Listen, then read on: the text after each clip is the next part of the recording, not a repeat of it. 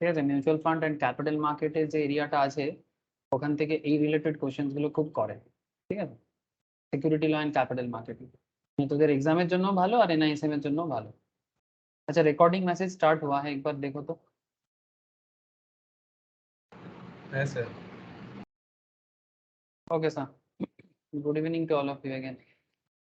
अच्छा तो basically today is mutual fund class.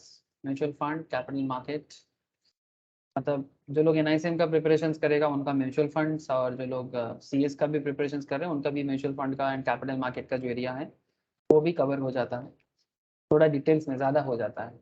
और as an individual mutual fund investors उनके लिए तो है ही क्लास। तो लास्ट फ्यू क्लासेस में हम लोग म्यूचुअल फंड्स में क्या क्या कर चुके हैं और क्या करना अभी बाकी है। तो मैं तौथा को बस एक बार गो थ्रू कराता हूँ। तौथा है नंदिनी सर, हम लोग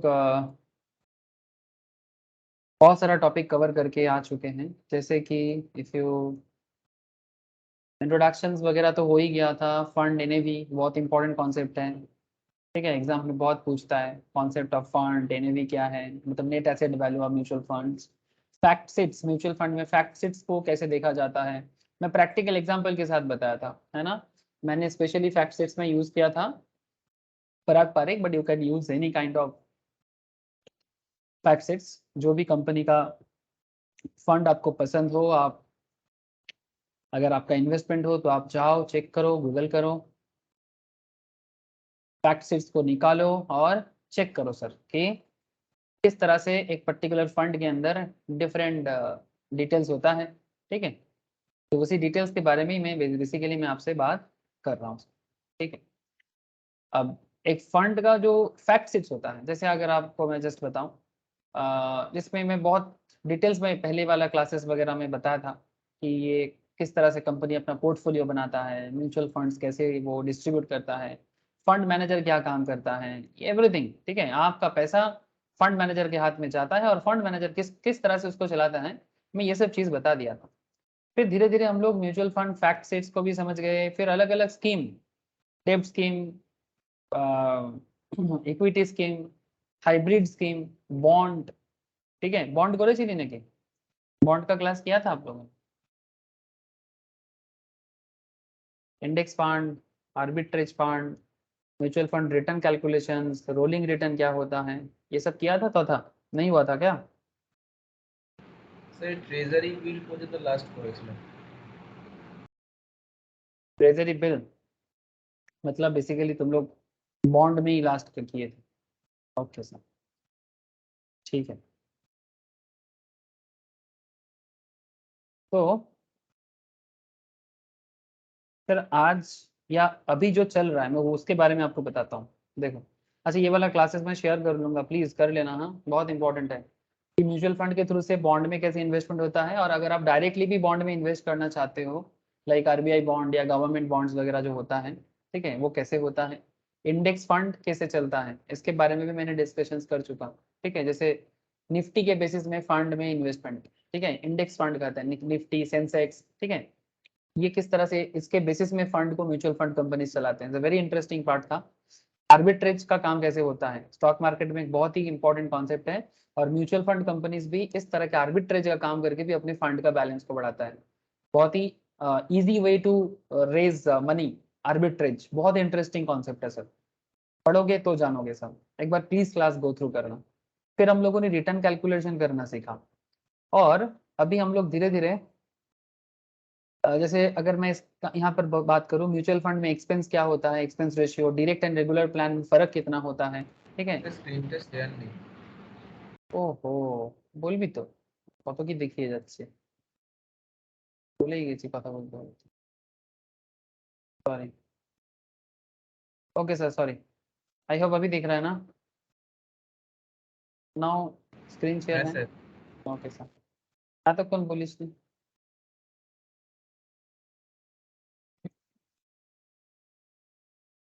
very sorry sir. Now, investing in bonds, index funds, arbitrage fund, measuring mutual fund returns, rolling returns क्या होता है, ठीक है, इसमें रिटर्न में बहुत डिस्कशंस हुआ सर, ठीक है, तो प्लीज एक बार गो थ्रू कीजिएगा। फिर धीरे धीरे हम लोग सर म्यूचुअल फंड बेंचमार्किंग के बारे में जाने, ठीक है, how mutual fund benchmark work, ठीक है।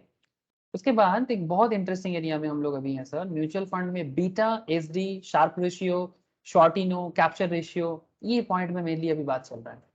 तो मैं प्रीवियस लेक्चर्स में अल्फा एंड बीटा कैसे काम करता है, it's a very important financial management criteria.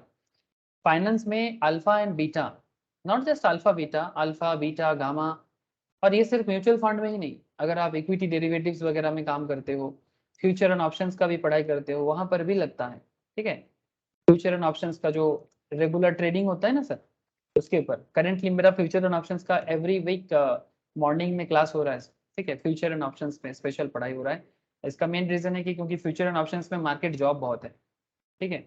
मतलब as a equity adviser there are lots of job offer, ठीक है। रिसेंटली 2-3 जन ज्वाइन भी किया है, ठीक है, फ्यूचर एंड ऑप्शंस क्लियर किया, and then Motilal Oswal, ICICI direct, ऐसे कंपनीज में प्लेस हो रहा है। So it's a good opportunity, अगर किसी को स्टॉक मार्केट एरिया में या म्यूचुअल फंड कंपनीज में अपना करियर बिल्ड करना है तो वो कर सकता है। और CA CMA के लिए भी एक अच्छा ऑफर है सर, मतलब बिकॉज CA CMA को हमेशा एक प्रेफरेंस मिलता है इस तरह का लाइन में, because they are knowledgeable as per the market. Okay sir, that's a different part. Job का बारे में मैं बाद में बात करता हूँ। अभी भी वैकेंसी बहुत है, इन कोलकाता में भी वैकेंसी बहुत है। नाउ म्यूचुअल फंड में बीटा क्या है, एसडी क्या है, मैं बीटा अल्फा के बारे में बात किया था। आज भी मैं एसडी के बारे में बात करना है, शार्प रेशियो के बारे में बात करना है, सॉर्टिनो एंड कैप्चर रेशियोज वगैरह के बारे में बात करना है।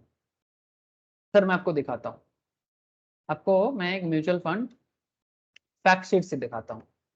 कोई भी फैक्ट शीट निकालो सर, मैंने तो ये पारंपरिक मेरे पास हमेशा रहता है बोल के, क्योंकि कुछ इन्वेस्टमेंट है इसलिए इसको मैं खुद चेक करता हूँ, तो ये वाला से ही मैं दिखा देता हूँ। तो पारंपरिक का और टैक्सी कैप का फैक्ट शीट चेक करते हैं, और इसमें just look eight here quantitative indicators दिखाई दे रहा है क्या, बीटा, एसडी, शार्प रेशियो दिखाई दे रहा है, हेलो, हाँ सर। है ना।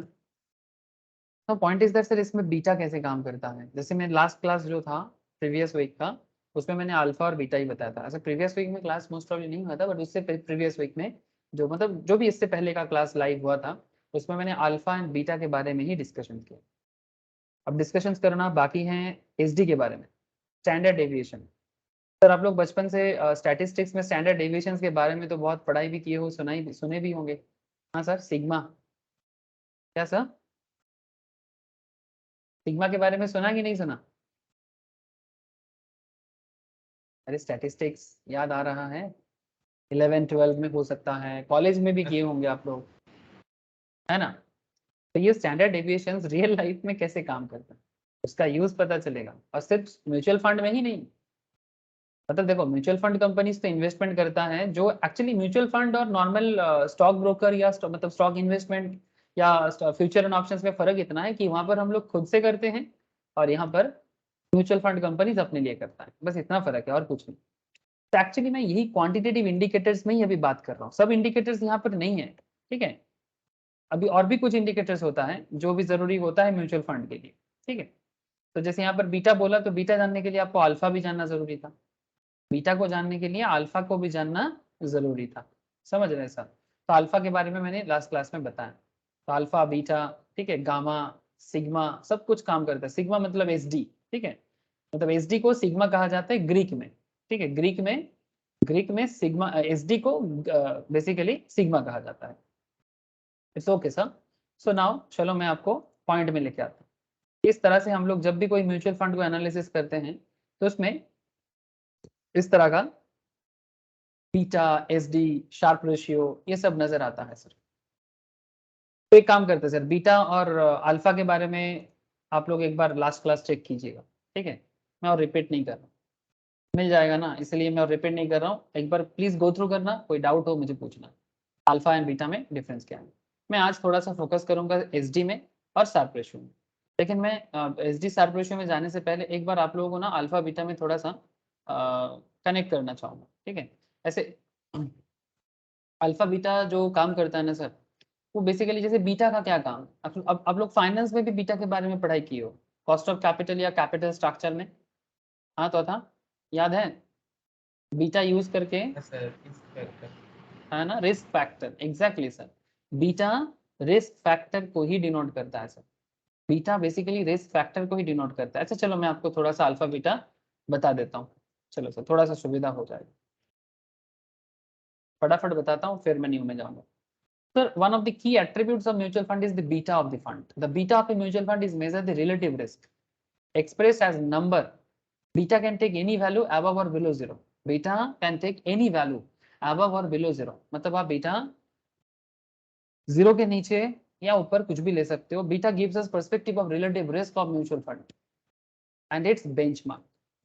मतलब कोई म्यूचुअल फंड कितना रिलेटिवली रिस्की है, रिलेटिव मतलब कंपेयर करके, ठीक है, कंपेरेटिव रिस्क कितना है वो बताने के लिए बीटा का यूज होता है। ऐसे मैं लास्ट वीक बहुत डिटेल्स में बात किया, ठीक है, तो मैं यहाँ पर बीटा कैसे बनाया जाता है उसके बारे में अभी बात नहीं करूंगा, मैं बीटा का यूज आपको थोड़ा दिखाता हूँ, ठीक है, कि how you can use beta.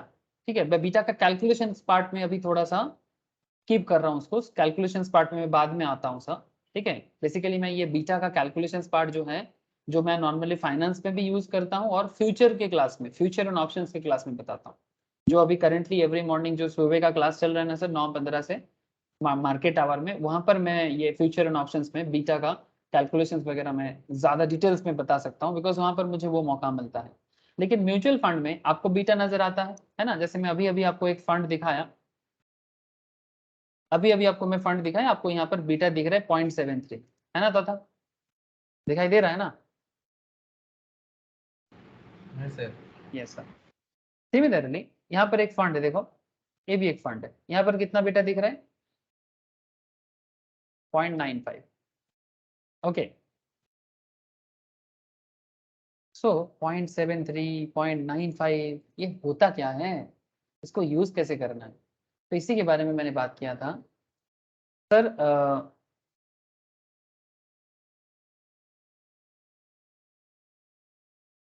ये टाटा मल्टी कैप फंड का एक फंड है, Tata multi cap, as you can see the fund is benchmark against S&P BSE 500। मतलब ये जो फंड है इसका बेंचमार्क है, बेंचमार्क के बारे में मैंने प्रीवियस लेक्चर्स में बताया था नंदिनी, आप लोग प्लीज एक बार बेंचमार्क क्लास पढ़िएगा, तो सुनिएगा अच्छे से, तो आपको पता चलेगा कि बेंचमार्क कैसे यूज होता है। मतलब कोई म्यूचुअल फंड में जब आप इन्वेस्ट करते हैं तो उसका बेंचमार्किंग होना जरूरी है, बिकॉज बेंचमार्क अगर क्रैक नहीं करता तो फिर इसका मतलब फंड में कुछ गड़बड़ है। तो इसका भी एक बेंचमार्क है S&P BSE 500 का, ठीक है, तो उसके बेसिस में आपका फंड कैसे परफॉर्म किया, तो वो बेसिकली बताता है। I have highlighted beta of the fund, जो यहाँ पर आपको नजर आ रहा है 0.95। Like I mentioned earlier, beta gives us a measure of relative risk of the fund. Beta basically हमें किसी भी फंड का रिलेटिव रिस्क के बारे में बताते हैं in general. If the beta of a mutual fund is less than 1, point to be noted sir, अगर किसी फंड का बीटा 1 से कम है then the fund is perceived, माना जाता है एज लेस रिस्की। अगर किसी म्यूचुअल फंड का बीटा 1 से कम है, लेस देन 1 है, इसका मतलब ये माना जाता है कि ये कंपेरेटिवली लेस रिस्की है कंपेयर टू इट्स बेंचमार्क। अब बेंचमार्क से क्या मतलब, बेंचमार्क मतलब जैसे निफ्टी 50, बेंचमार्क मतलब जैसे निफ्टी 500। अब बेंचमार्क के बारे में मैं क्या बताऊं, चलो दिखाते हैं।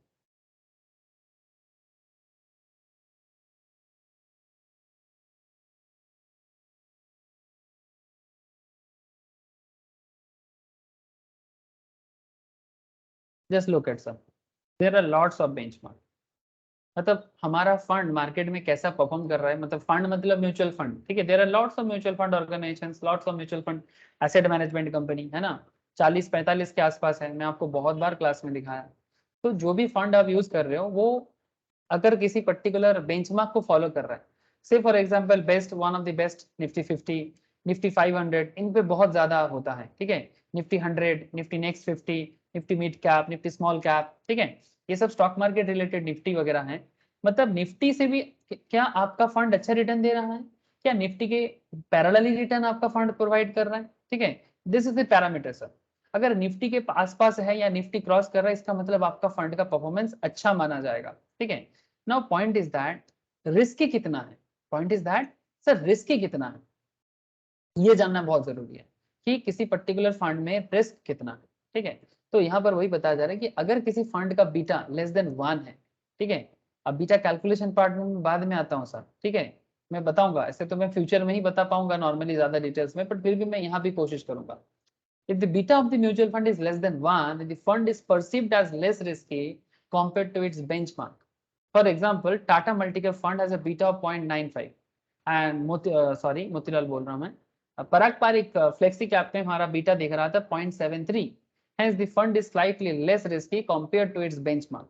I say slightly because it's very close to 1. This implies, इसका मतलब ये होता है कि if S&P Sensex 500, because इसका बेंचमार्क S&P Sensex 500 है, ठीक है, if S&P Sensex 500 falls by 1%, then Tata Multi-Cap Fund is expected to fall by 0.95%. Sir Sensex Nifty fall करता है कि नहीं करता? हेलो, है सर, आज क्यों डाउन जाচ্ছে? ठीक है, अभी भी डाउन जा रहा है, ठीक है। S&P सेंसेक्स मैं 500 लिखता हूँ, दिखा देगा मुझे, ये देखो BSE 500, ठीक है। बेसिकली BSE 500 लिखने से ही दिखा देगा, मैं BSE के साइट में जाकर देख, यहाँ पर आप BSE का भी जो अलग अलग सेंसेक्स है, ठीक है, BSE में सेंसेक्स होता है और NSE में निफ्टी होता है, ठीक है। मतलब BSE का जो इंडेक्स पैरामीटर है उसको सेंसेक्स के नाम से जाना जाता है और जो NSE का है उसको निफ्टी के नाम से जाना जाता है, ठीक है sir. Now point is that, अगर आप NSE में आप बेंचमार्क बनाते हो या BSE में बनाते हो, तो ये देखो S&P 500, ठीक है, यहाँ पर S&P 500 है। सिमिलरली आप S&P का अलग अलग और भी देख सकते हो, S&P BSE सेंसेक्स 50 भी होता है, ठीक है, S&P BSE 100 भी होता है, ठीक है। तो there are different kind of parameter जिसके ऊपर बेस करके, जैसे मैं आपको NSE में दिखाया वैसे आपको मैं BSE में भी दिखाया। It's okay. नाउ क्या कहना क्या चाहते हैं सर, अगर मार्केट फॉल करता है, S&P BSE सेंसेक्स अगर 1% में फॉल करेगा, 1% फॉल मतलब डाउन जाएगा, देन टाटा मल्टी का फंड जो है आपका वो भी 0.95% में फॉल कर जाएगा, बिकॉज बीटा 0.95 है। ये बीटा का यूज है। जैसे पराग पराग पारिक, ठीक है, पराग पारिक अपना बेंचमार्क किसको यूज किया, देखो तो बेंचमार्क में क्या है, ये देखो इसका दो बेंचमार्क रखा गया, एक निफ्टी 500 रखा गया और एक निफ्टी 50 रखा गया, ठीक है। तो बेंचमार्क इंडेक्स में टियर 1 में रखा गया निफ्टी 500 को, एडिशनल में रखा गया निफ्टी 50 को, ठीक है। तो इसका मतलब क्या हुआ, अगर निफ्टी 500 1% में फॉल करेगा तो पराग पारिक फ्लेक्सी कैप कितना परसेंटेज फॉल करेगा? Hello, 0.73। I hope you understand the beta. Hello,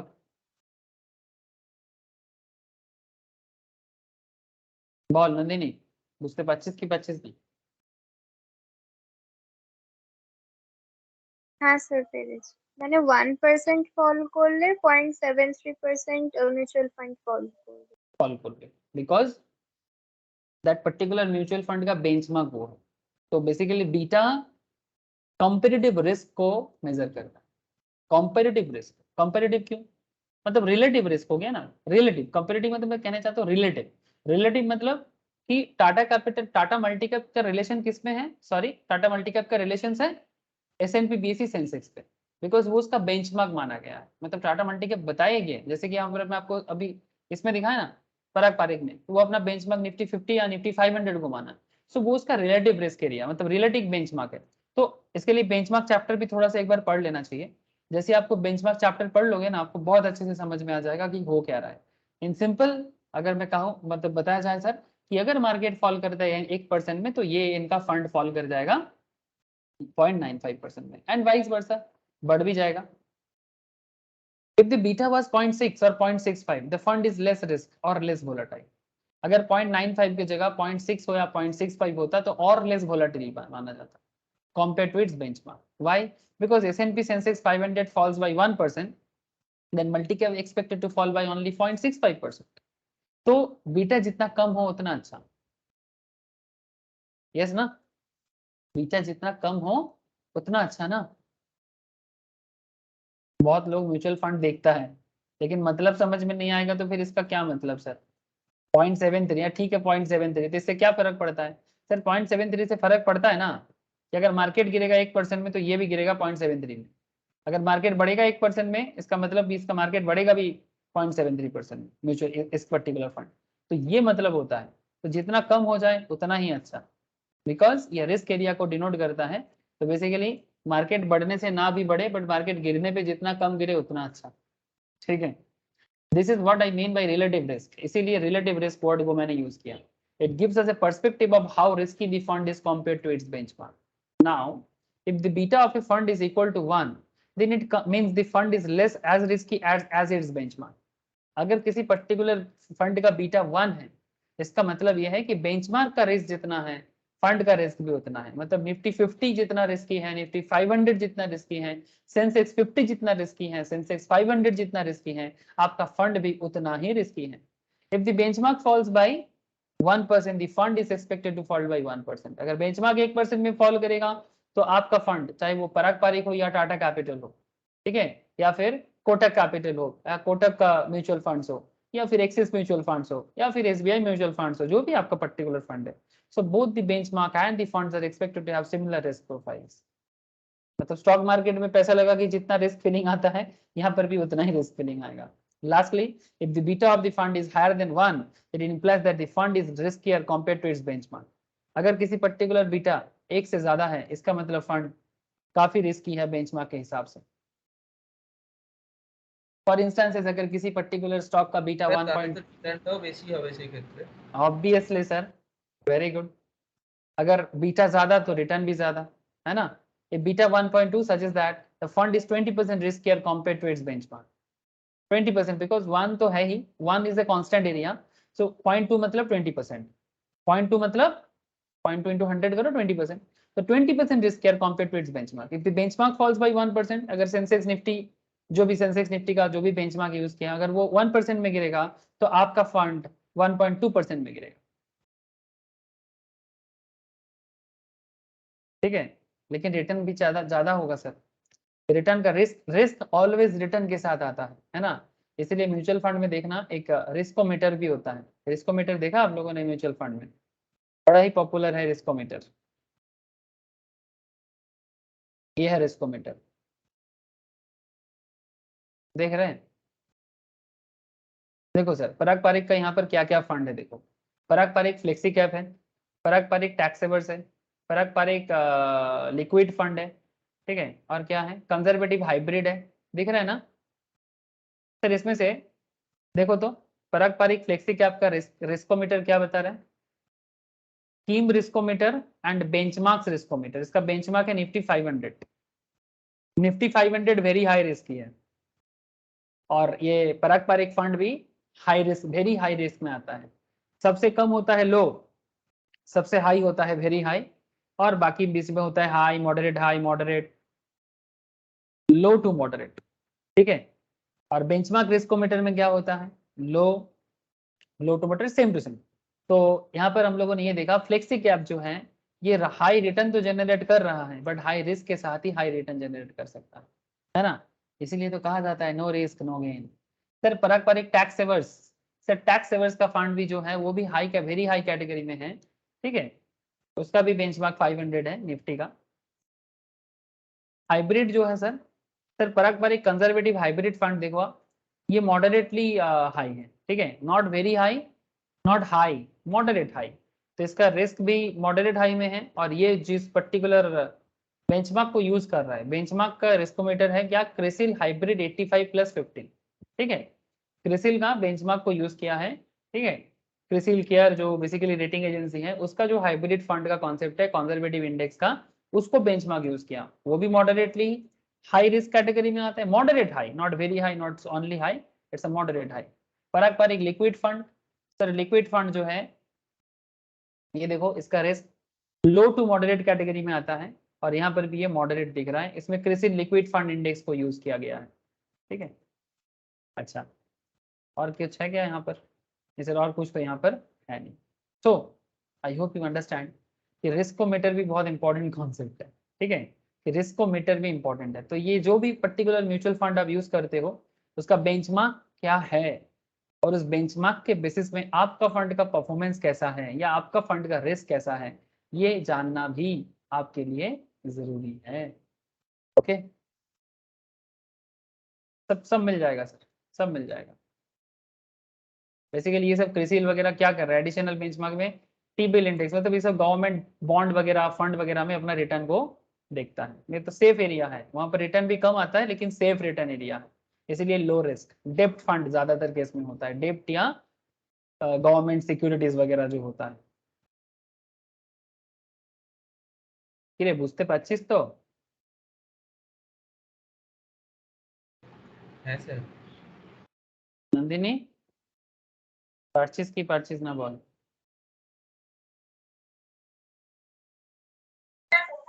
हाँ सर पार्थ। ओके तो फिर आई होप बीटा का कॉन्सेप्ट तो समझ में आ गया है ना। So when you are looking beta of the stock of a mutual fund, it is very important to recognize the fact that the beta is a measure of relative risk. It tells us how risky the stock or mutual fund is compared to its benchmark. Beta is not an indicator of the inherent risk of the stock or mutual fund. ये कोई inherent risk को नहीं बताता, ठीक है। inherent risk क्या होता है मैं आपको आगे बताता हूँ। मतलब एक पर्टिकुलर फंड का इनहेरेंट रिस्क होता है, मतलब जो उसका खुद का पर्सनल फंड का रिस्क है, ये बेसिकली मतलब रिलेटिव रिस्क को बताता है, रिलेटिव रिस्क को, ठीक है। तो put this in context, think about in this way. Sir Ferrari is faster compare to BMW, मैं लास्ट वीक भी बोला था, मैं फिर से बोल रहा हूँ, Ferrari is a faster compare to BMW. This comparison is like the beta, because हम रिलेटिव कंपैरिजन कर रहे हैं, measure the speed of car 1 against car 2, ठीक है। फरारी को बीएमडब्ल्यू के साथ कंपेयर कर रहे हैं, but does this give you any indication how fast the Ferrari is? Ferrari BMW से फास्टर है, लेकिन फरारी कितना फास्टर है ये तो फरारी ही बता सकता है ना सर। फरारी बीएमडब्ल्यू से फास्टर है, ये कॉम्पिटिटिव रिस्क है, ठीक है, या फिर रिलेटिव रिस्क है, रिलेटिव पैरामीटर है। लेकिन फरारी खुद कितना रिस्क है, मतलब तुम किसी से पढ़ाई में अच्छे हो, इट्स ओके, बट तुम सच में कितना अच्छे हो ये तो तुम ही बता सकते हो। Hello sir, you understand. हम लोग कई बार इस तरह का कंपैरिजन हमारे सोसाइटी में चलता है। सपोज आपके फ्रेंड ने एग्जाम में 80 लिया और आपने एग्जाम में 60 पाया, तो your friend is better than you, but how better is your friend ये कैसे पता चले? आपसे बेहतर है बट वो खुद कितना बेहतर है, इसको इनहेरेंट रिस्क बोलते हैं, ठीक है। While the beta gives us a perspective of the relative riskiness of an asset, it does not give us the absolute or the inherent risk of the asset itself. मतलब किसी particular stock में, किसी particular fund में उसका खुद का risk कितना है उसके बारे में बीटा नहीं बता सकता, ठीक है। By now you must have built your perception of beta. अब बीटा का क्या काम है आपको समझ में आ गया। Let me ask you this: if a mutual fund has a high beta, do you think it is bad? Well, the good, bad, ugly part of beta depends on another metric, alpha. अब beta good है bad है, या beta good है bad है या अगली है, ये डिपेंड करता है अल्फा पे। तो सर आज समझ लो अल्फा क्या है, बचपन से सुनते हो अल्फा बीटा गामा, हाँ सर, अब आज भी आज जान लो अल्फा क्या है। Very easy concept sir. Sir in the previous chapter we briefly discuss alpha, we defined alpha as the excess return, इसके बारे में पहले चैप्टर्स में भी बात हुआ था। Alpha as the excess return of the fund over the above the benchmark return. Alpha क्या है? Excess return of the fund over and above the benchmark return, मतलब बेंचमार्क से भी, मतलब निफ्टी 50 या निफ्टी 500 से भी किसी पर्टिकुलर फंड अगर बेहतर रिटर्न देता है तो उसको अल्फा कहा जाता है। Well that is true, but we need to make a few small changes to that equation and include our newly introduced friend beta. मतलब अब अल्फा के साथ बीटा को देखना। To understand alpha we need to understand the concept of risk free return. अगर alpha को समझना है तो आपको रिस्क फ्री रिटर्न को समझना होगा। Now risk free means risk free return is the maximum return you can generate without taking any risk. Risk बिना रिस्क लेके आप कितना रिटर्न ले सकते हो? जैसे कि आप फिक्स डिपॉजिट कर सकते हो, जैसे कि आप गवर्नमेंट बॉन्ड में पैसा लगा सकते हो, ट्रेजरी बिल्स में पैसा लगा सकते हो, है ना सर, जिसमें आपको रिस्क नहीं है बट फिर भी आपको रिटर्न तो आएगा, भले ही वो कम रिटर्न आए बट रिटर्न तो आएगा। हेलो सर, रिस्क का मतलब है market risk, credit risk, interest risk, unsystematic risk, ठीक है, controlling risk, different kind of risk होता है। So what is risk free, ये फाइनेंस में भी ये चर्चा होता है।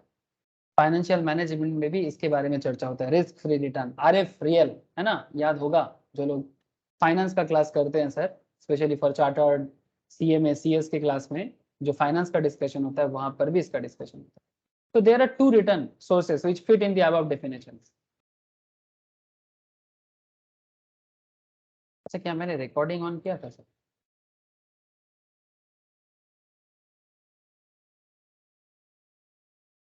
मुझे लगा मैंने रिकॉर्डिंग ऑन नहीं की। ठीक है। There are two return sources which fit the above definitions: the return from the savings bank account or FD return.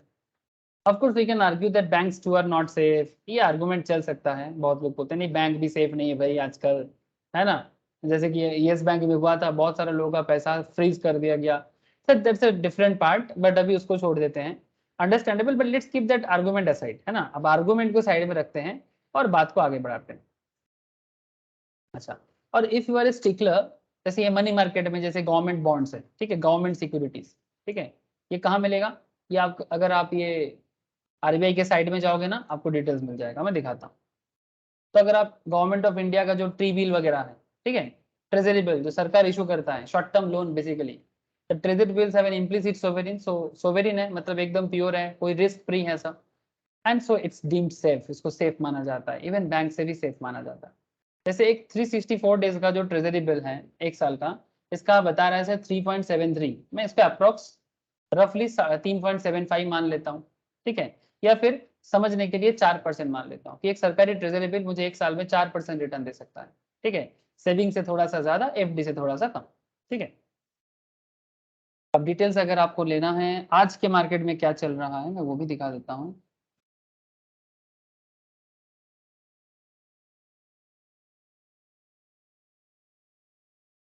Just visit RBI के साइट और यहाँ जाके आप मार्केट ट्रेंड्स में क्लिक करो। सर अभी के रेट में 364 डे का टी बिल्स 6.287, मतलब आप ऐसे बोल सकते हो अप्रोक्स 6.5% के आसपास, 6.3 के आसपास का रिटर्न दे रहा है। हेलो, क्या आप लोगों को दिखाई दे रहा है ऐसा?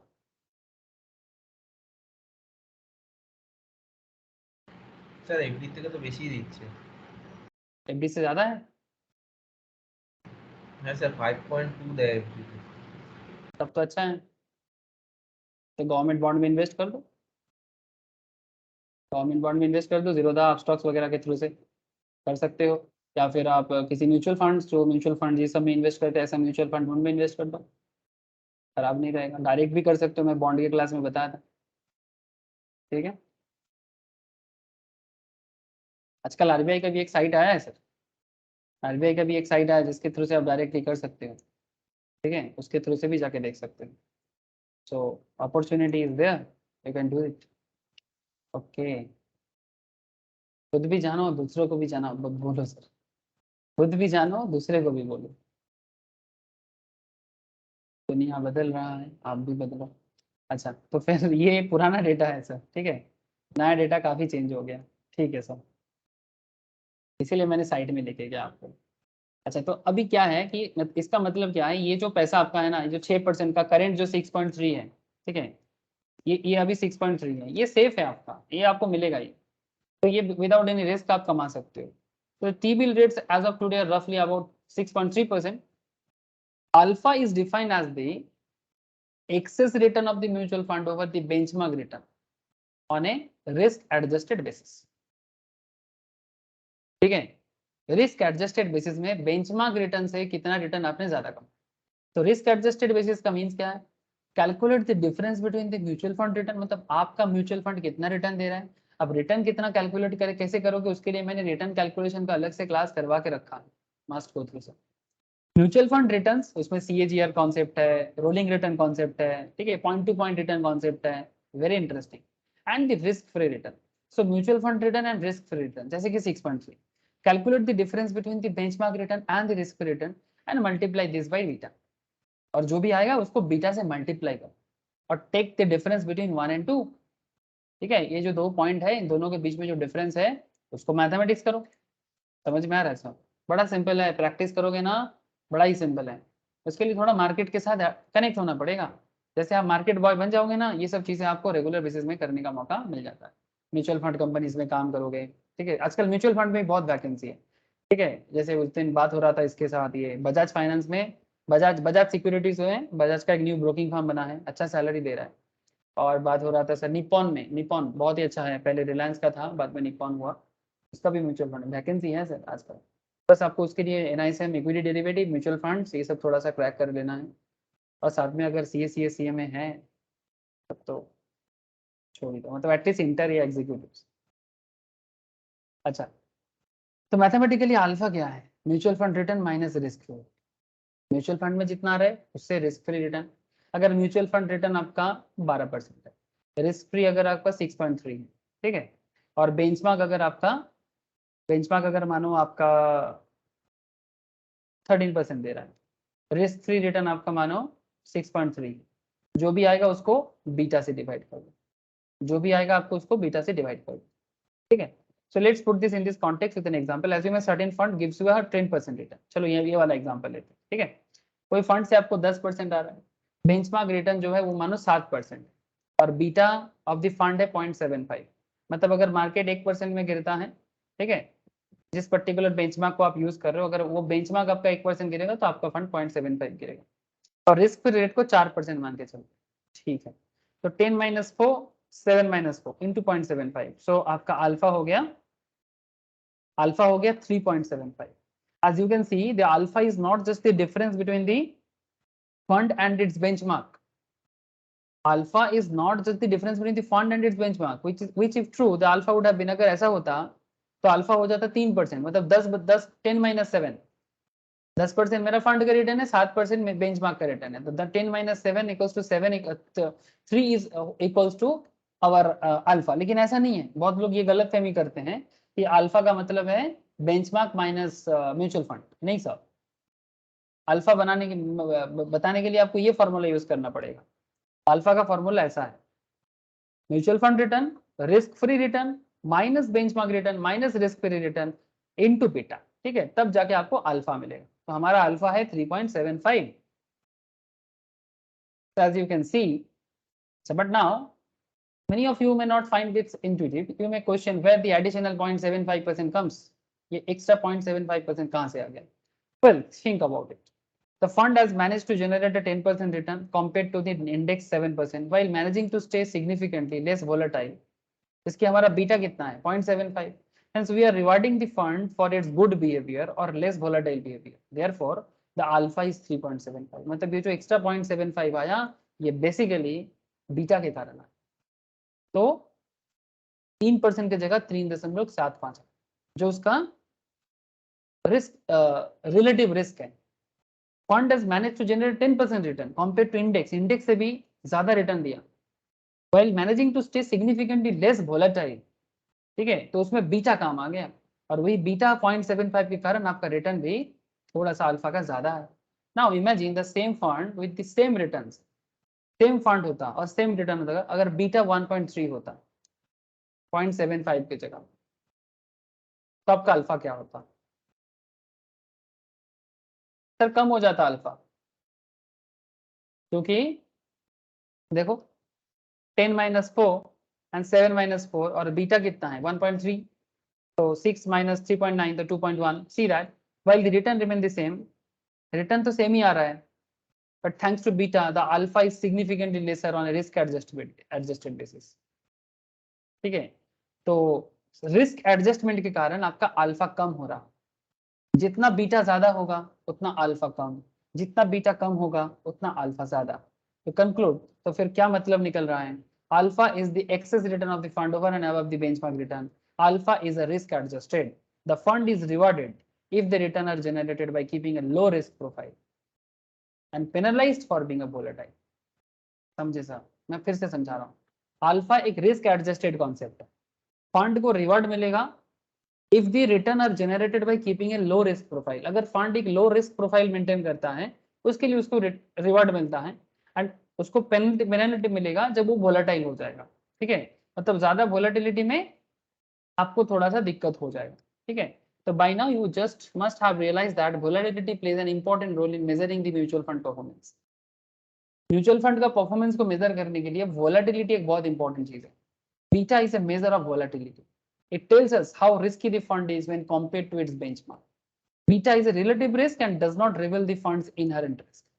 The inherent risk of the fund is revealed by the standard deviation of the fund. मतलब किसी पर्टिकुलर फंड का इनहेरेंट रिस्क कितना है, इसके लिए आपको स्टैंडर्ड डेविएशन समझना पड़ेगा. लेकिन अगर आप रिलेटिव रिस्क को समझना चाहते हो तो बीटा इज इनफ. और बीटा अच्छा है, बुरा है, भला है, इसको समझने के लिए आपको अल्फा का यूज करना चाहिए. तो बीटा से ही आपने अल्फा को मेजर किया, और अल्फा अगर लो रहेगा, आई होप आपको अल्फा का कैलकुलेशन समझ में आ गया होगा. रिस्क एडजस्टेड किस तरह से बीटा को यूज करता है अल्फा. हेलो, बोलो सर, एनी डाउट?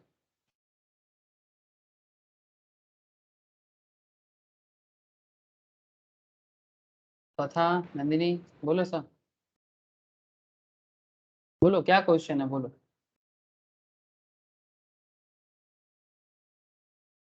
अरे बोलो सर, मैं क्वेश्चन ले रहा हूँ तो बोल. नंदिनी की प्रॉब्लम, एनी प्रॉब्लम की?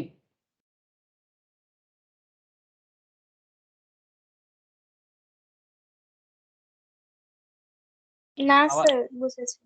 বুঝেছিস? तथा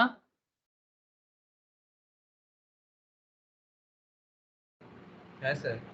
क्लियर तो? Okay sir.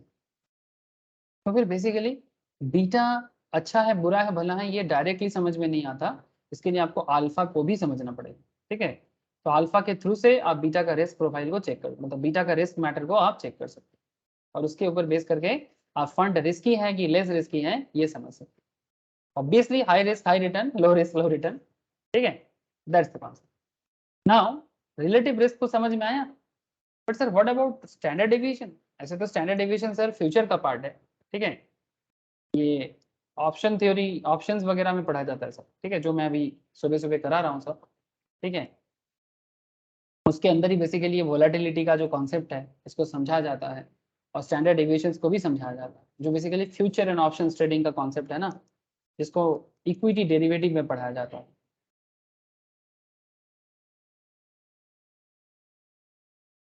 इक्विटी डेरिवेटिव्स, इसके अंदर आपको एक कॉन्सेप्ट आता है फॉरवर्ड, फ्यूचर्स एंड ऑप्शंस. ठीक है, इस ऑप्शंस के अंदर आपको ऑप्शन स्प्रेड, ठीक है, इसमें डेविएशंस वगैरह इसका यूज आता है सब. ठीक है, तो उसी में ये डेविएशन का कॉन्सेप्ट बहुत ज़्यादा यूज होता है, और नॉर्मल स्टॉक मार्केट हो, म्यूचुअल फंड्स हो, ठीक है, हर जगह में आप स्टैंडर्ड डेविएशन यूज कर सकते हो. तो स्टैंडर्ड डेविएशन को समझने के लिए थोड़ा सा और आपको कुछ बात समझना पड़ेगा. तो सर यहाँ पर डेल्टा गामा, ये मैं बताऊंगा सर जब फ्यूचर एंड ऑप्शंस पढ़ोगे. डेल्टा गामा थीटा ये सब भी है. ठीक है, फिर now at all set to explore on most interesting option तो वेगा वेगा, ये सब जब आप लोग फ्यूचर एंड ऑप्शंस पढ़ोगे ना, तो डेल्टा गामा थीटा वेगा, इसको कैसे यूज करना है मार्केट में, मैं सब चीज आप लोगों को बताऊंगा. ठीक है, लेकिन किंतु परंतु सर क्या, सर लेकिन किंतु परंतु है दैट स्टैंडर्ड डेविएशन का क्या है?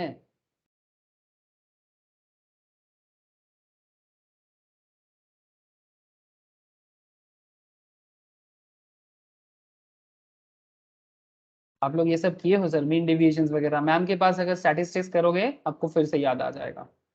मैम का स्टैटिस्टिक्स क्लास स्टार्ट हुआ है.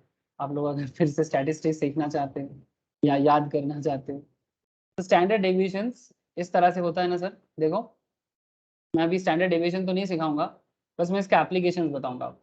ठीक है, स्टैंडर्ड डेविएशंस जैसे यहाँ पर अगर आप नजर दो, तो ये देखो सर, स्टैंडर्ड डेविएशंस को हम लोग रूट ओवर वेरिएंस पे थ्रू से भी बताते हैं. याद आ रहा है थोड़ा सा? अरे একটু একটু মনে পড়ছে স্ট্যাটিস্টিক্স? স্যার বিকমে করেছিলাম. তাই বলছি. ठीक है, तो basically CA foundation, CMA foundation, as well as BCom level, MBA में, स्कूल लेवल में भी कोई कोई करते हैं सर. सर यहाँ पर एक जैसे स्टैंडर्ड डेविएशंस का पॉइंट आया है. ठीक है, जिसमें कोई माइक है, ये एक स्टोरी है अलग. ठीक है, जिसमें स्टैंडर्ड डेविएशंस को यूज़ किया गया. आप ऐसे समझ सकते हैं, देखो सर, ये एक सीरीज का एवरेज चल रहा है, तो ये एवरेज पॉइंट से कितना डेविएट कर रहा है, एवरेज पॉइंट से कितना डेविएट कर रहा है. ठीक है, this deviations is called basically standard deviations. तो ये स्टैंडर्ड डेविएशंस को समझाने के लिए यूज किया जाता है, ठीक है। अब ये डेविएशंस कैसे काम करता है ये मैं आपको नेक्स्ट क्लास में थोड़ा और डिटेल्स में बात करूंगा, ठीक है। क्योंकि इसको समझाने के लिए मुझे आपको थोड़ा अल्फा बीटा तो मैं बताया, थोड़ा सा मुझे आपको sigma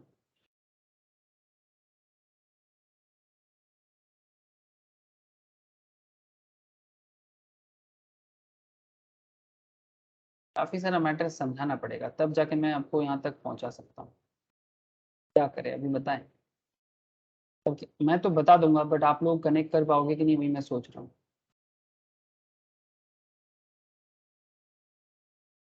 because there are lots of more concept like vega is there, ठीक है। वोलेटिलिटी का कॉन्सेप्ट तो आपको पता ही है, ठीक है।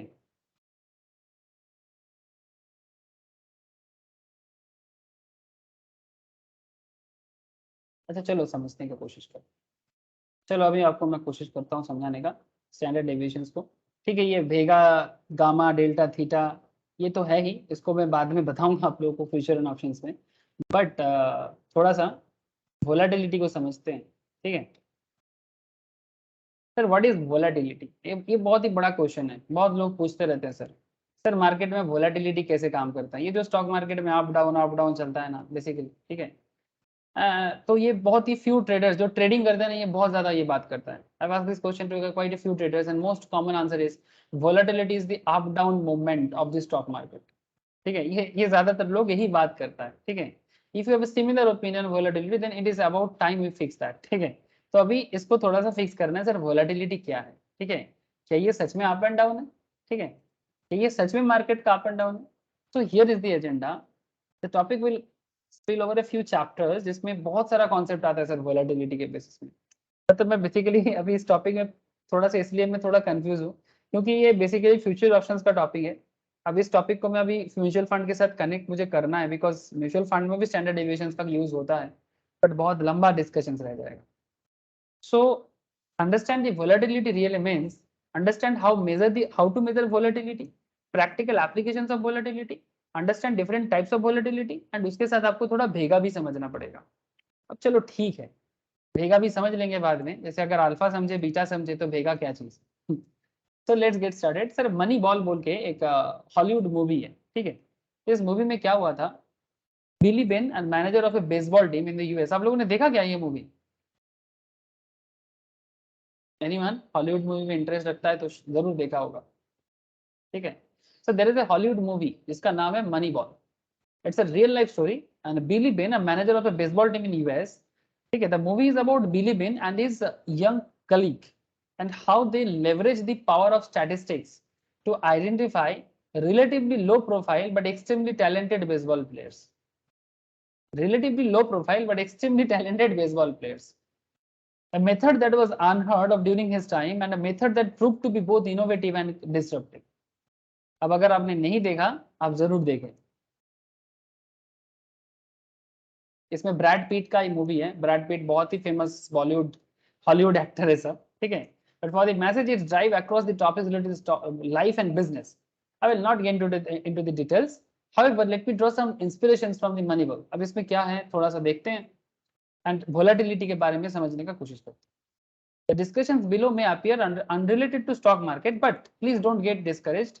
I can assure you that it's relevant and help you relate better to term volatility. आपको volatility बहुत अच्छे से समझ में आए। Consider two batsmen and the number of runs they have scored over the 6 consecutive matches. मतलब basically statistics। अब दो बैट्समैन है एंड उनका नंबर ऑफ रन एंड जो उन्होंने 6 कंसेक्यूटिव मैच में बनाया। तो match 1, match 2, match 3, match 4, match 5, match 6। बिली 20, 23, 21, 24, 19, 23। माइक 45, 13, 18, 12, 26, 19। ठीक है, ओके सर। अब आगे देखो स्टैटिस्टिक्स में होता क्या है। You are the captain of the team, आप टीम का कैप्टन हो and you need to choose either Billy or Mike for the 7th match. या तो आप बिली को टीम पे चूज करोगे या तो आप माइक को टीम पे चूज करोगे, ठीक है। जैसे अभी इंडियन टीम में आपका शिखर क्या बोलते हैं उसको, ऋषभ पंत बहुत अच्छा खेल रहा है सब, ठीक है। अच्छा, the batsman should be dependable in the sense that the batsman you choose should be in the position to score at least 20 runs. मतलब आपके दिमाग में चल रहा है जिस बैट्समैन को भी आप चूज करोगे वो कम से कम 20 रन तो मैच में बनाए. Whom would you choose? आप किसको चूज करोगे? From my experience, I have noticed that people approach this problem in one or two ways. Calculate the total score, also called sigma. ठीक है? Total score calculate करो. Both the batsman, pick the batsman with highest score for the next game. और calculate the average or also called mean. Average को mean बोलते हैं ना हम लोग statistics में. Number of scores per game. Pick the batsman with a better average. जिसका average अच्छा है, last 6 गेम में उसको ले लो. तो ये मेथड है. अब आपको थोड़ा सा दिखाते हैं बिली का सिग्मा क्या है और बिली का मीन क्या है. सॉरी, माइक का सिग्मा क्या है. बिली का सिग्मा और माइक का सिग्मा. चलो देखते हैं. Basically SD. तो 20, 23, 21, 44, 19, 23 इक्वल्स टू 130. लास्ट 6 गेम में बिली ने बनाया. माइक का सिग्मा है 45, 13, 18, 12, 26, 19 कुल मिला के 133. तो based on the sigma you are likely to select Mike. अगर सिग्मा पे जाए तो माइक को सिलेक्ट करना है बिकॉज ज्यादा है. Let us calculate the mean or average for both the players and figure out who stands better. Now 130 by 6, 21.67 and 133 by 6, 222.16. So it seems that from the both the mean and sigma perspective, Mike deserves to be selected. Yes sir. अगर mean and sigma दोनों को देखे, दोनों perspective से, Mike को ही team में choose करना चाहिए because average भी हाई है, sigma भी हाई है. हेलो किरे बॉल बुझते पारली. हाँ सर. लेकिन अभी भी खेल खत्म नहीं हुआ. सुनो, remember the idea is to select a player who can score at least 20 runs and with the information that we have now, mean and sigma, अब हमारे पास mean भी है और हमारे पास sigma भी है. There is no way we can conclude who can score at least 20 runs. Therefore let's do some further investigation. ठीक है, कौन 20 रन बनाएगा ये समझना इतना इजी बात तो है नहीं, तो थोड़ा और इन्वेस्टिगेशन करना पड़ेगा हमें. To begin with, for each match played, we will calculate the deviation from the mean. For example, we know Billy's mean is 21.67 and in his first match Billy scored 20 runs. Therefore deviation from mean from the first match कितना है? 20 minus 21.67. Yes ना sir? Billy first match में 20 run बनाया था. तो deviation from mean from the first match कितना है? 20 से कितना ज्यादा बना था, मतलब 20 रन बनाया था, उसका मीन है 21.67, मतलब एवरेज से कितना कम बनाया था? 1.67 कम बनाया था. In other words he scored 1.67 run lesser than his average score. For the second match it was 23 minus 21.67, so 1.33 run उन्होंने एक्स्ट्रा बनाया था, meaning he scored 1.33 run more than average score. उसका जो एवरेज है 21.67, सेकेंड मैच में उसने उससे 1.3 run ज्यादा बनाया था और फर्स्ट मैच में उसने 1.67 रन कम बनाया था. तो here is the diagram represent the same of Billy. This is the Billy का एवरेज. बिली का एवरेज कितना है सर? 21.67. ओके, अब 21.67 से फर्स्ट मैच ने बिली ने इतना कम बनाया. देखो सर, इसको बोलते हैं data analysis. This is called data analysis. Statistics को यूज करके डेटा को कैसे एनालाइज किया जाता है. तो 21.67 के हिसाब से बिली ने फर्स्ट मैच में 1.367 कम बनाया और सेकेंड मैच में 1.33 ज्यादा बनाया. ठीक है, that is 23. Similarly third match में उसने 0.21 बनाया, दैट इज 0.67 कम बनाया. फोर्थ मैच में 2.33 ज्यादा बनाया, दैट इज 24 बनाया. इस तरह से उसका चलता गया. इसी तरह से फिफ्थ मैच में 19 बनाया, that is 2.67 come. Six match में 1.33 ज्यादा, दैट इज 23 बनाया. ये रहा सिचुएशन. सर ये बिली का डेविएशन है अपने एवरेज से. पूरा सीरीज में जितना एवरेज बनाया उसके हिसाब से 6 मैच के हिसाब से उसका डेविएशन क्या क्या हुआ ये दिखा जा रहा है. The middle black line represent the average score of Billy and the double arrowed vertical line represent the deviation from the mean. मतलब एवरेज है, मीन का मतलब है एवरेज. एवरेज से कितना डेविएट हो रहा है for each of the match played. Will now go ahead and calculate another variable called variance. अब हमें थोड़ा वेरिएंस कैलकुलेट करना है जिसको हम लोग एसडी के नाम से जानते हैं. Variance is simply the sum of the squares of the deviations divided by the total number of observations. Variance क्या है? sum of the squares of the deviations divided by the total number of observations. This may sound scary, but it's not. We know that total number of observations in this case happens to be equivalent to the total number of match played. So total observations कितना है हमारा, हम लोगों ने कितना match observe किया, 6. So variance can be calculated as, variance का क्या हो जाएगा, देखो सर,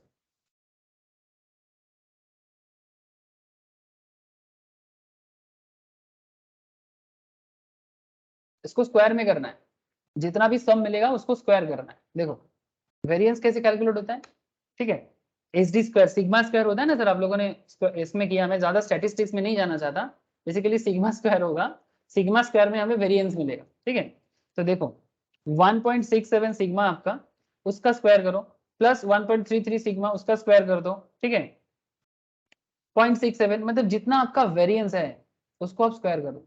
आप समझ रहे हैं सर बात, হ্যালো, কথা বুঝতে পারছিস তো, যে ভেরিয়েন্স গুলো হয়েছে, যে সিগমা গুলো হয়েছে ইচ এন্ড এভরি, ওগুলোকে স্কোয়ার করতে হবে.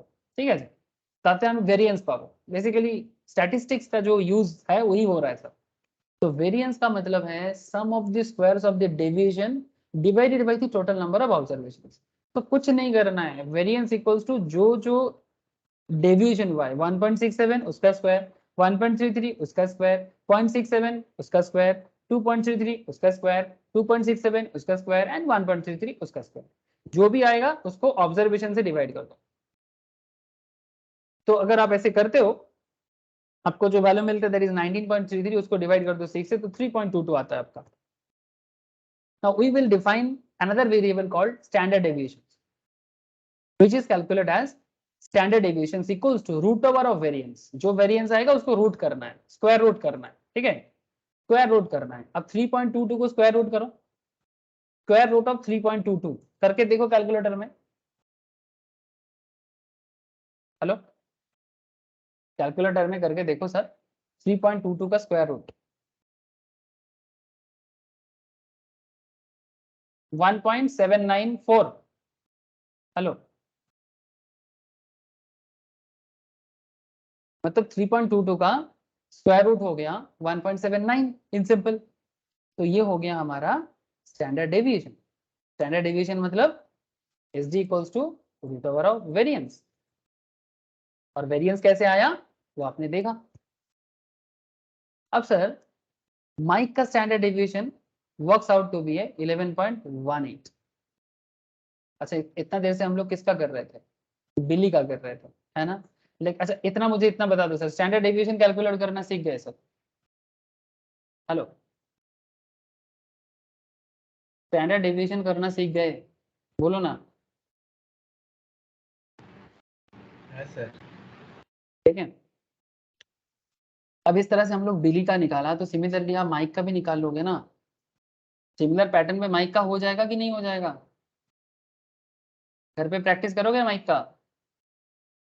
नंदिनी, माइक का जो एग्जाम्पल है उसको घर पे प्रैक्टिस करना है.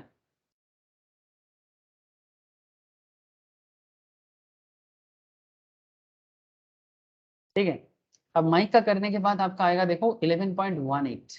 ठीक है, सो अब करना क्या है, अब स्टैटिस्टिक्स क्या है, सिग्मा मिला, मीन मिला, एसडी मिला. बिली का सिग्मा, बिली माइक का सिग्मा, मीन दोनों का, और दोनों का SD. We know that mean and sigma signifies, but what about SD? ठीक है, what about SD? Standard deviation generalize and represent the deviation from the average. Standard deviation और कुछ नहीं है, कौन अपने एवरेज से कितना डेविएट कर रहा है ये बताता है. डेविएशन मतलब हट जाना. Textbook definition of SD in statistics, the standard deviation is a measure that is used to quantify the amount of variation or dispersion of a set of delta of a data values. मतलब जो value है उससे वो कितना vary करता है, ये इसका कॉपी बुक डेफिनेशन है. Standard deviation is a measure that is used to quantify the amount of variation or dispersion of a set of a data values. So SD also represented by Greek letter sigma. Standard deviation को sigma से भी denote किया जाता है, मतलब ये sign से. ठीक है, please don't get confused between the two sigmas. The total is also called sigma, represented by the Greek symbol, इसको हम लोग समेशन भी कहते हैं. ठीक है, मतलब ये सिग्मा भी कहते हैं, ये भी इसको समेशंस भी कहते हैं, है ना सर, ये आप लोग जानते हो। And standard division is also sometime referred to as sigma, represented by Greek symbol 6 के तरह देखने में होता है सिग्मा, ठीक है। तो मैंने जो पहले जो सिग्मा आपको बताया वो बेसिकली समेशन था, है ना, टोटल, इन सिंपल टोटल, और सिग्मा मतलब जो अभी आपको मैंने एसडी समझाया। So one way to use SD is to project how many runs Billy and Mike are likely to score in the next match. To get this projected score, you need to add and subtract the SD from their average. तो चलो देखते हैं। Sir lower estimate and upper estimate. तो बिली का and mic का 21.6 इसका average था और 1.79 इसका एसडी निकला। तो 21.6 से 1.79 को हटाओगे तो 19.81 आता है। माइक का 22.16 था एवरेज और 11.18 था उसका डेविएशन, दैट इज 10.98 हुआ माइक का लोअर एस्टिमेट। अपर एस्टिमेट में 21, मतलब ये पहले माइनस करके देखा, मतलब कितना माइनस, मतलब डेविएट कितना हो सकता है, point to be noted sir, मैं फिर से आपको दिखाता हूँ। Average is our 21.6, average line is 21.6। Now average से अगर 1.79 कम हो जाता है तो वो कितना कम रन करेगा, तो 19.81 के आसपास वो एस्टिमेट कर सकता है। माइक का 22.16 से अगर माइनस कर देते हो तो 10.98, और अपर एस्टिमेट ऐसा है कि 21.6 के साथ 1.79 को ऐड करो तो 23.39 एंड 22.16 के साथ 11.18 को ऐड करो तो 33.34। सो lower estimate and upper estimate आपको मिल रहा है कि लोअर एस्टिमेट में बिली कितना कर सकता है, अपर एस्टिमेट में बिली कितना कर सकता है, लोअर में माइक कितना कर सकता है और अपर में माइक कितना कर सकता है, ठीक है। So these numbers suggest that in the upcoming 7th match, Billy is likely to get score anywhere between 19.81 to 23.39, while Mike stands to score anywhere between 10.98 to 33.34. Yes or no sir, इतना तक समझ में आया तो बताओ। बिली or mic का probability, ठीक है, कि वो नेक्स्ट मैच में कहां से किसके बीच में रन बना सकता है अगले 7th मैच में। तो बिली का बताया जा रहा है 19.81 से 23.39 के आसपास रन बिली बना सकता है, जहां पर माइक 10.98 से 33.34 तक रन बना सकता है माइक। सर यहां तक बात क्लियर है तो प्लीज मुझे थोड़ा सा इजाजत दीजिएगा, आगे बढ़े कि ना बढ़े, बोलो। है sir. Now Mike has a wide Yes. Range, Mike का रेंज थोड़ा सा ज्यादा है। It is not easy to figure out if he is going to score at least 20 runs. Mike का रेंज थोड़ा ज्यादा है, 10.98 से 33.34, so easy 20 runs Mike के लिए नहीं है। He can either score 10 or 34 or anything in between. However, Billy seems to be more consistent, है ना sir?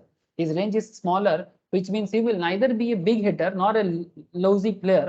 He is expected to be consistent and is likely to score anywhere between 19 and 23. In other words, selecting Mike over Billy for this 7th match can be risky. Mike को मत लो, Billy को लेना ही सही रहेगा, because आपको कम से कम 20 run वाला एक बैट्समैन चाहिए। फंड चूज करने के टाइम पे भी आप इस तरह से चूज कर सकते हैं। मैं आपको आगे आगे बताऊंगा कि कैसे फंड में आप डेविएशन को यूज कर सकते हैं, स्टॉक में भी, फ्यूचर ट्रेड में भी, ऑप्शन ट्रेड में भी आप इसको यूज कर सकते हो। So, which player do you think is more likely to score at least 20? By now, the answer to be clear, it's Billy. Billy is consistent and less risky compared to Mike. Billy consistent भी है और less risky भी है। So, in principle, we assess the riskiness of these players by using standard deviations. And standard deviation must represent risk. In the stock market world, we define volatility as the riskiness.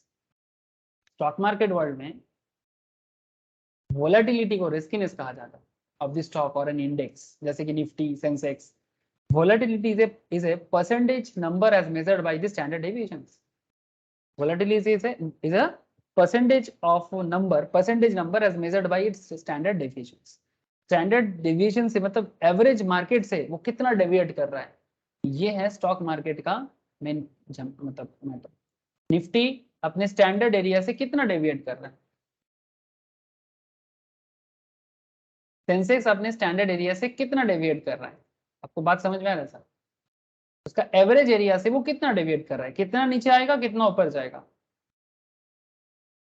समझ रहे हो sir? जो लोग stock market में trading करता है, ठीक है, उनको, और जैसे कि म्यूचुअल फंड कंपनी वो स्टॉक मार्केट में पैसा लगाते हैं। सो आपका फंड परफॉर्म, जैसे अगर ये एवरेज लाइन है, मान के चलते हैं एवरेज लाइन है, तो एवरेज लाइन से आप कितना नीचे जा सकते हो और आप कितना ऊपर जा सकते हो, यही तो हुआ ना।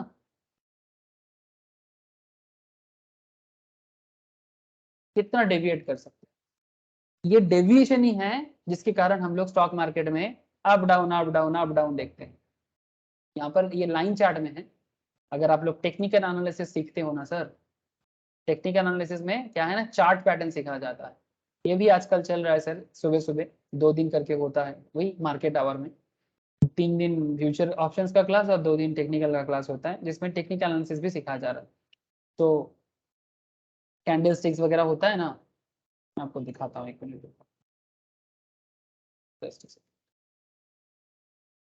ऐसे आप लोग भी ट्रेडिंग करते हो, तो था ट्रेडिंग करिस?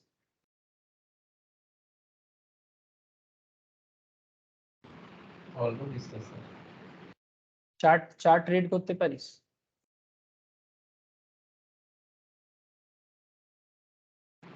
স্যার এই মোটামুটি বেসিক। ক্যান্ডেল স্টিক্স বুঝিস? জিজ্ঞেস করছি, এমনি জিজ্ঞাসা করছি।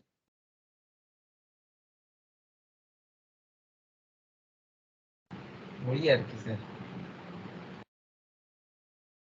মানে মোটামুটি বুঝিস তাই তো ক্যান্ডেল স্টিক্স? খুব একটা না স্যার। कैंडल स्टिक्स बुझते हैं। तो फॉर एग्जांपल जैसे ये निफ्टी 50 का कैंडल है, मैं मार्केट से ही निकाला था, ठीक है। तो अगर आप यहाँ पर नजर दोगे, देखो सर ये सब मार्केट वोलेटिलिटी, देखो अप डाउन जो हुआ है ना मार्केट, अगर मैं इसको थोड़ा सा और छोटा करूँ तो आपको बहुत अप डाउन दिखेगा, है ना। तो ये बेसिकली और कुछ नहीं है, ये अपने एवरेज जोन से, ये अपने एवरेज जोन से, अब ये देखो ये बेसिकली लास्ट ऑलमोस्ट 1 ईयर का है, ठीक है, जून 2021 टू जून 2022, ठीक है। तो ये पूरा लास्ट 1 साल में या 2 साल में, 1 साल मानो, ये एवरेज है, ठीक है। अगर मैं इसको एवरेज मानूं, इस एवरेज एरिया से कितना डेविएट किया है, कितना नीचे आया कितना ऊपर गया, कितना नीचे आया कितना, इसके ऊपर बेस करके आप अपना ट्रेड ले सकते हो। जो लोग डेली मार्केट ट्रेडर है, ये मार्केट का लास्ट 1 हफ्ता, लास्ट 1 दिन, कोई कोई मिनट का भी ट्रेड करता है, ठीक है।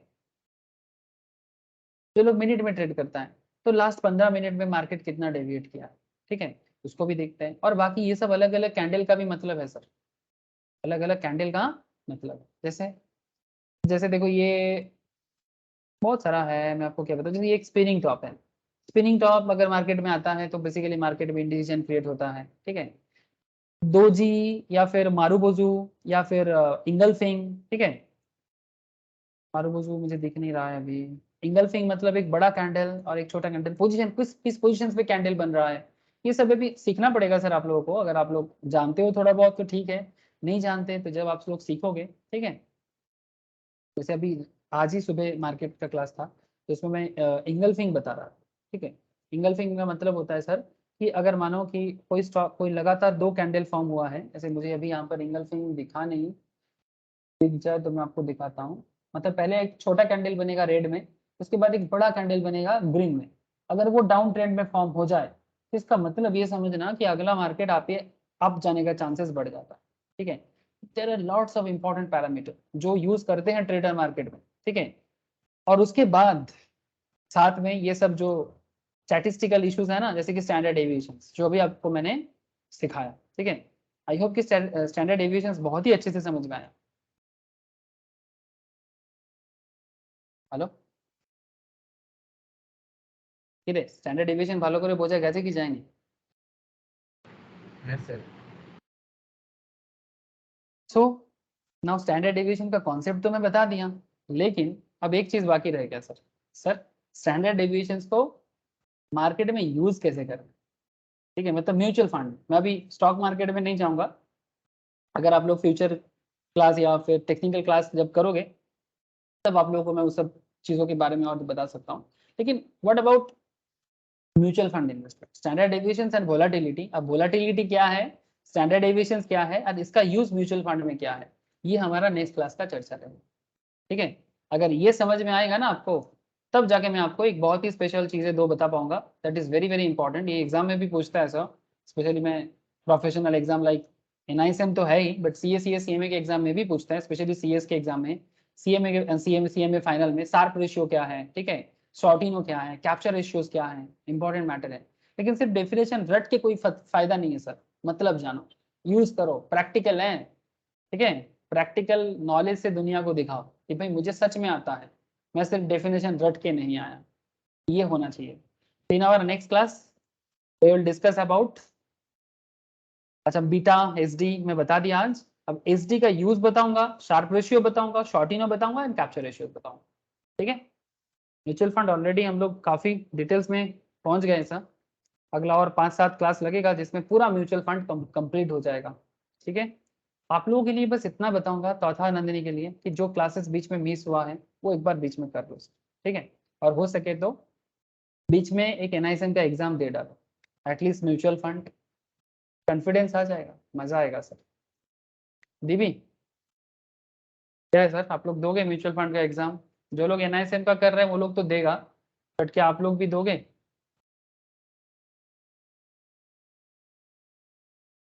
चौथा दिए देना, नंदिनी বল কবে? সেপ্টেম্বর অগস্ট নাগাদ দিয়ে দে, জুলাই অগস্টে, জুলাই তো চলছে, অগস্ট সেপ্টেম্বর নাগাদ হয়ে যাবে। কিছু কোশ্চেন সেট দেবো, এক্সামের প্রিপারেশনও হয়ে যাবে, দুই জায়গাতেই কাজে লেগে যাবে, ঠিক আছে? কথা বল। আচ্ছা স্যার। ঠিক আছে, দিয়ে দিস বাবু, হ্যাঁ সব সরকারি জিনিস, কাজে লাগবে, অনেক কাজে আসবে, ঠিক আছে। আর যদি কারো ইন দ্য মিন টাইম মনে হয় জব করবে, তাহলে সার্টিফিকেটটা কাজে লেগে যাবে, অনেক কাজে লাগবে। কারণ এক্ষুনি ইমিডিয়েটলি তার কেউ মিউচুয়াল ফান্ডের জন্য মানে কোনো স্টক ব্রোকিং ফার্ম বা কোনো মিউচুয়াল ফান্ড অ্যাডভাইজারি বা AMC তে জয়েন করতে চাইছে, তাহলে তাকে বলবে ইমিডিয়েটলি NISM ক্র্যাক করে আসো, তাহলে জব দেবে। ইন হ্যান্ড মোটামুটি 20-25 দিচ্ছে স্টার্টিং ফ্রেশার্স, ঠিক আছে। তো খুবই কাজে আসবে স্যার, মানুষের প্রচুর হেল্প হচ্ছে, বাস মিউচুয়াল ফান্ডটা ক্র্যাক করে রাখ, কখন কি প্রয়োজন হয় কাজে লেগে যাবে। তো আমি পাঠিয়ে দেবো, হ্যাঁ কোশ্চেন যখন আমি সবাইকে শেয়ার করবো তোদেরকে পাঠিয়ে দেবো NISM এর জন্য। বাকি CS স্পেশালিস্ট তো CS এর মিউচুয়াল ফান্ডের যে প্যাটার্নটা আছে আর ক্যাপিটাল মার্কেট যেটি আছে ওখানে তো তোকে ডিফারেন্ট কোশ্চেন পাবি, যেগুলো তোদের CS এর ম্যাটে পাবি, সেটা তো আছে, সেটা আমি NISM স্पेशली बोलूँ। ठीक है, आज এতটাই রাখলাম, ठीक है, आज इतना ही है सब, नेक्स्ट क्लास में बाकी चर्चा करेंगे, ठीक है। স্যার আগের ক্লাসগুলো একটু পাঠিয়ে দেবেন স্যার। আমি লিস্টটা পাঠিয়ে দিচ্ছি, কালকের মধ্যেই পাঠিয়ে দেবো, চেষ্টা করছি আজ রাতের মধ্যে, নাহলে কালকে সকালের মধ্যে পাঠিয়ে দেবো। রাখছি স্যার। Okay sir.